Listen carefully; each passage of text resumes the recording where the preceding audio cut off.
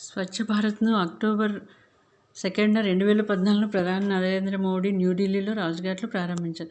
స్వచ్ఛ భారత్ ముఖ్య ఉద్దేశం భారతదేశాన్ని పరిశుభ్రంగా ఉంచుదాం, ఆరోగ్యవంతంగా తీర్చిదిద్దాం. మహాత్మా గాంధీ కలలు కన్న పరిశుభ్రమైన భారతదేశాన్ని సాధించడమే ముఖ్యంగా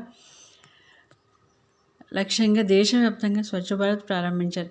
ఈ మిషన్లో భాగంగా మన చుట్టూ ఉన్న పరిసరాలను పరిశుభ్రంగా ఉంచుకోవడం.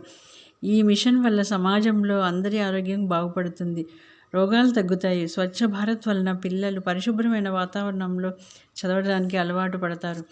అందరూ మన పరిసరాలలో చెత్త వేయకుండా చూసుకోవాలి. భారతదేశాన్ని పరిశుభ్రంగా మార్చే దిశగా ఈ పథకం అమలు చేయడం జరిగింది. ఇవన్నీ అందరికీ తెలిసిన విషయమే కదా, ప్రతిరోజు టీవీలో చూస్తుంటారు కదా. కానీ మనం ఒక్కరమైనా పాటిస్తున్నామా? ఆలోచించండి. ఇండియా ప్రెసిడెంట్ నుంచి గ్రామ ప్రెసిడెంట్ వరకు చెప్పినా వినము కదా. ఎక్కడ ఖాళీ స్థలం దొరికితే చాలు